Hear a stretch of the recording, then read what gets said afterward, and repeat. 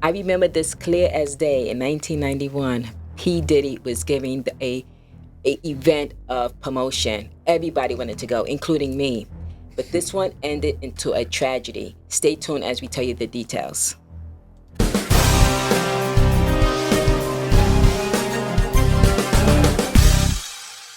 Hey, Agent Wells, what's going on?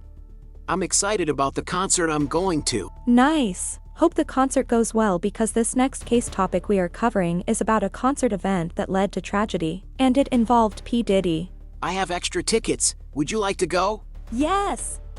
Thank you. Yeah. Well, we have to clarify. It's not really a concert event per se. I think there was music, but it's also a sporting event. But anyhow, hey, welcome to Studio 70. It's your girl, Shiva. And I'm Ed. And like I said, we are Studio 70. If you're new here, that was our Crime Force AI investigation team. I am standing on my headphones. Sorry, guys. And they do, not only are they created with AI, but they use AI tools to help us dig into some of these true crime stories. So very cool. And before we dive into today's topic, This is for education and entertainment purposes only. Please do your own research. And always be kind to everyone, friends, family, strangers. everyone, everywhere. And like I said, today's topic is Diddy's deadly event. And yeah, they had some music, but I think it was more like a music sports thing. As Chirac mentioned, I'll have her talk about it briefly before we dive into this. She lived in New York. So you heard, just talk just briefly about what you heard about Yes, this. so definitely this was advertised. I'm always was listening to 95.7, and it's like everybody wanted to go to this. And of course, this is something that I wanted to go to as well, because I'm in New York and that's where we wanted to be. So when we heard about this, we definitely knew of P. Diddy and Puff Daddy at the time, right? yeah, Puff Daddy at the time. And it's a good thing I didn't go. Probably would have made it home. Yeah, scary stuff. So with that, let's get into it. Crime Force, like I said, our AI investigation team is going to give us some background. So let's go. The charity basketball game, organized by Sean, Puff Daddy, Combs and Heavy D, took place on December 28, 1991, at the City College of New York. The event was intended to raise awareness for AIDS education following the public announcement of Magic Johnson's HIV-positive status. The promotion for the event included a significant marketing push, which featured appearances on Kiss FM, a popular radio station in New York City. Heavy D gained prominence as the frontman of the hip-hop group Heavy D and the Boys, which was the first group signed to Uptown Records. The group released their debut album, Living Large, in 1987 and achieved significant success with subsequent albums like Big Time and Peaceful Journey. Heavy D's music often featured collaborations with prominent producers such as Teddy Riley and Pete Rock. He was known for blending hip-hop with R&B elements. Sean Puff Daddy Combs began his career in the music industry as an intern at Uptown Records in 1990. He quickly rose through the ranks to become a talent director where he played a significant role in developing artists like Mary J. Blige and Jodeci. In 1993, he founded his own label, Bad Boy Records, which became immensely successful with the signing of the notorious B.I.G., who would become one of hip-hop's most iconic figures. Puff Daddy released his debut album, No Way Out, in 1997, which topped the Billboard 200 chart and sold over 7 million copies in the United States. The album featured hit singles such as I'll Be Missing You, which made history as the first hip-hop song to debut at #1 on the Billboard Hot 100 chart. Over his career, he has released several albums including Forever, 1999, The Saga Continues, 2001, and Press Play, 2006. And many more hits. The charity basketball game, organized by Sean Puff Daddy Combs and Heavy D, took place on December 28, 1991, at the City College of New York. The event attracted an overwhelming number of attendees, with nearly 5,000 people attempting to enter a gymnasium that had a maximum capacity of only 2,730. crazy. This significant overcapacity created a dangerous situation as people outside the venue broke through glass doors to gain access. They should have known The it was, presence come of on. well-known figures such They as would've- Mike they would Tyson, know. LL Cool J, and Heavy D himself helped generate excitement around the event. This celebrity endorsement likely contributed to ticket sales and donations. Kiss FM played a crucial role in promoting the game by providing airtime for Puff Daddy and Heavy D to discuss the event and its charitable purpose. This radio promotion was part of a broader marketing strategy that included distributing approximately 10,000 flyers throughout Upper Manhattan. The promotional efforts were aimed at attracting a large audience to support the cause while also featuring prominent hip-hop celebrities. The crush happened shortly after 7:15 p.m. as an estimated 5,000 people lined up to enter the game in Jeremiah T. Mahoney Hall on the campus at 138th Street and Convent Avenue in Harlem, Officer Stephen Sherman of the 26th Precinct So said. everybody was at. The crowd first passed through two sets of double doors to get into the hall, but the crush occurred when they were funneled down a flight of stairs to a single entrance to the gymnasium. 9 people were crushed to death and many others were seriously injured as a 9 crowd tried to people. surge through the only entrance to a celebrity basketball game at City College in Upper Manhattan. Since there were no cell phones, people used payphones to contact the police and the ambulance followed. This was a tragedy that could have been prevented. That is Yeah, correct. that is sad. So there, I don't remember. Maybe you know Chirac, because originally, I thought this was kind of supposed to be mainly a sport event, but have some music there. But there was probably just music over loudspeaker. There wasn't any performances for that day, as far as you know, right? Right. It was just basically an event to promote. There was just artists there. Yeah, but some of them was going to perform because Dougie Fresh was there, Nice and Smooth was there. Okay, so they was going to perform. Yeah. There was some perform. Oh, definitely. Because I've heard people refer to it as that's why I said a little clarification. It's more of a sporting event. I've also heard people say there was going to be a performance. So that's what always confused me. Yeah, sometimes like halftime, somebody Exactly. come out. That's was Just my like the gut football. feel. Yeah, that was my gut feel. Yeah, football. Yeah, that was my. Yeah, we're talking about the halftime show. So, so that was my feeling. It was a little bit of both, which makes sense because why would you have the artist there? So, okay. So we could refer to it as a concert. You could refer to it as the sporting event. So let's see. Do you have any comments before we go into some of the questions? We can just do the questions and I'll have comments then we'll later. go comments later. Okay, cool. Cool. So why didn't Diddy's career end after the tragic basketball charity event? That is a great question because a lot of people say He should have. people died. What the heck? So let's see what Crime Force pulled up for us. Diddy's career didn't end after this because, while he was involved in organizing the event, he wasn't held legally responsible for the tragedy. The venue was overcrowded beyond capacity, but the blame largely fell on security and venue management. I don't know. Diddy about was that. still an up-and-coming music executive at the time, and though the incident was a major setback, he continued working in the industry, eventually launching Bad Boy Records and building his empire. Public perception played a role, too. Unlike some other career-ending scandals, this tragedy was seen more as a mismanaged event rather than an intentional wrongdoing on his part. It was an awful event, but it didn't define his career in the long run. I don't know about that. Knowing a little bit about shows and events, Chirac. I mean, hold on a second. Let me just pull this up real quick. So, I get it.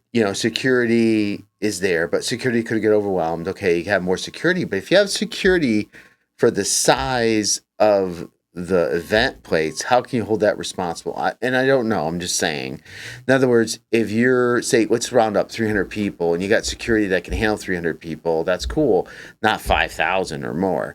That's one thing. And then the event place, same difference. I don't know. I think that he should have been held more responsible, but that's just my opinion. Okay, Thoughts? so this is what definitely happened.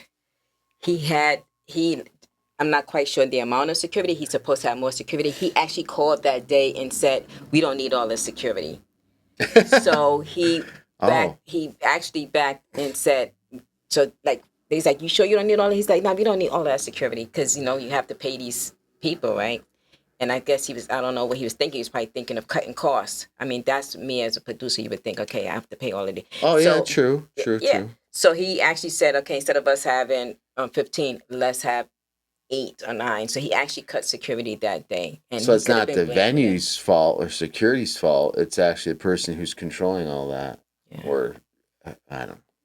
To me, it's I think he's held more responsible. But let's see what the next question is. But should Diddy have been held more? Oh, I swear to you, Right. Oh, man, that's what you just said. What's that? That's what you just basically I just said that. I swear to you, I know that the question came up, but I really didn't read it. I was too busy trying to think of my response. So that is too funny. All right. Sorry. I'm the only one laughing. They're probably out there saying he's nuts. All right. Let's see what they say. That's a tough question and really depends on how you view event accountability. On one hand, as one of the event organizers, Diddy, then known as Puff Daddy, had a role in promoting and planning the charity basketball game. The event was oversold, and security measures were clearly inadequate, which contributed to the deadly stampede. From that perspective, you could argue that he should have been held more responsible, at least in terms of ensuring the event was safe for attendees. On the other hand, venue management and security also played key roles. The ultimate responsibility for safety measures, crowd control, and emergency preparedness typically falls on the venue and those responsible for on-site security. It seems like legal authorities saw it that way too, as no criminal charges were filed against Diddy. He dodged a Morally bullet speaking, some people believe he should have taken more accountability, perhaps through direct reparations to the victims' families or by making major efforts in event safety awareness. Others feel he was just a young promoter caught in a tragic situation beyond his control. Yeah, I heard rumors he gave people like ridiculously low money. So there definitely was some consequences. Let's talk about that for P. Diddy. When this actually happened, he was really doing internship at Uptown Records, right? So he was not really under his name. He was under the broader Uptown Records. And also City College. I used to go there. Like, they had other games. I mean, they had other things going on. It's not like this is their first thing. So really, City College had to get some accountability because they knew that they did things in the past, and they know that. So they was held responsible, and also Uptown Records was held responsible. So I think this is when actually P. Diddy departed from Uptown Records and started his own bad boy business. Well, I still say he should have been held accountable because if he was held accountable, he never would have got to where he was today. He never would have had all this Diddy nonsense going on today. So therefore, he should have been held more responsible. It could have been, but I'm just trying to clear I know, up I'm what. teasing. I'm just teasing. It's just what could have been, you know what I'm saying? All right. So how could these tragic events or deaths be prevented? Really good question. The tragic deaths at the 1991 CCNY basketball game could have been prevented with proper event planning and safety measures. Here's what should have been done differently. Number 1. Crowd control and ticketing. Limit ticket sales. Reports indicate that around 5,000 people showed up for a venue that could safely hold about 2,700.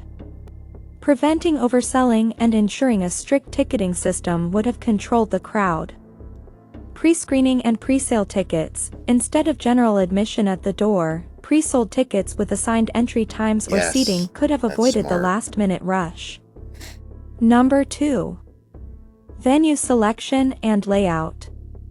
Bigger or better suited venue, a different location with proper exits, ventilation, and crowd management areas could have prevented the chaos. Clearly marked exits. Many attendees were trapped in a stairwell due to confusion about where to exit. Well-lit, clearly marked exits could have saved lives. Number 3. Security and law enforcement. More trained security staff. The event had too few security personnel for such a massive crowd. Event staff. A higher ratio of security per attendee would have ensured better control. Police presence at entry points, officers controlling the crowd outside could have helped disperse people safely rather than allowing them to push inside. Number 4. Communication and emergency planning. Better crowd communication, loudspeakers or event staff guiding people could have prevented the dangerous stampede. Emergency escape routes and medical teams, having paramedics on standby and clear escape routes could have minimized casualties. And number 5. Staggered entry and exit. Timed entry waves, allowing people in small, controlled groups instead of a free-for-all rush would have helped. Multiple entry and exit points, using different access points instead of funneling everyone through a single area would have reduced congestion. This tragedy was avoidable, and it served as a wake-up call for future event planning. Today, concerts and large events have much stricter safety protocols because of incidents like this. If even a few of these measures had been in place, lives could have been saved. Thank you, Crime Force. Very good wisdom there at the end. Appreciate it. Thank you. It's so funny because I was just saying it to Chirac. Her and I worked a couple of sporting events. Actually, we were facility staff, I guess you'd call it. Event staff, I should say. So we were a little familiar with some of the stuff. We just did it for fun, just for some extra scratch. Yeah. And it's interesting because now we know the dynamics of how it actually runs, right? It works. Yes. And, you know, those measures, as mentioned, but again, now I'm going to go back a little bit and say, Diddy's promoter probably wouldn't have the experience knowing all that stuff. So that's true. The events, if they've been around for at least a little bit, should have been more familiar with that. However, it's very complicated. They should just followed some type of practices. If they had an inkling or had a feeling that this thing was going to be larger than what it is, they should have been more conservative. Or maybe if they truly had 2,700 capacity, there should just be very standard things in place. I mean, I like the idea of selling the tickets and having different times to show up, or I don't know. Yeah, it's complicated. We got to think of this was back in 90s, right? Yeah. So first of all, there was no internet. There was no. You got to think they didn't even know how many tickets were sold. If you just say how many tickets, they had no idea. And they probably don't want to give them away either. Sorry, I don't mean to cut you off, but they don't even want to probably give out so many because you don't know who's going to really show up. In other words, if you only printed out 2,700 and 700 of those don't make it, 700 people could have made it. You know what I'm saying? Yeah, fill it up. Sorry, go ahead. Continue. It's hard because, like you said as well, they didn't know how many tickets were sold. They were selling tickets. You could go to maybe the sneaker store. You was going different places and they had tickets. You're like, okay, because that's how it worked back then. We didn't have Ticketmaster. Like you would go on Ticketmaster. Everything is well organized now versus back in 1991, right, when this happened. So a lot of us definitely learned from our mistakes. I know P. Diddy definitely learned from his mistake. And I guess because he did other promotions, right? And only those worked that out. One mistake. Yeah. So, yeah. But we got to think of the time when you think of like what could have happened when she was talking about certain things too. We got to think of the time frame of what technology was back then. Yeah, true story. It's just his life could have turned, his navigation of the future could have been maybe a little different. It's too bad it didn't humble him in other ways. Because by the time this airs, who knows? Because we record these things so early, you don't want to know how early. Just trust me. But we'll have to see what happens to him. But thank you guys so much for hanging with us during the story. Because this is kind of, people are aware of it. There's a lot of people that don't know about this whole Diddy concert event situation. No, that's why we went back. So went back because I think that's important to pick out because it's he was in his 20s, by the way, too. Yeah. So, he definitely was young. So, and I hope you enjoyed it. And we do have memberships open, but you can subscribe would be great. We just want you guys to come back and watch. That to us is the big thing. And navigate through all this true crime stuff. We have scary stuff. We have old historical stuff, newer stuff, anything in between. So come check us out. Any last words, Chirac? Yes, just say thanks for watching. Studio 7-0. Studio 7-0. Till next time.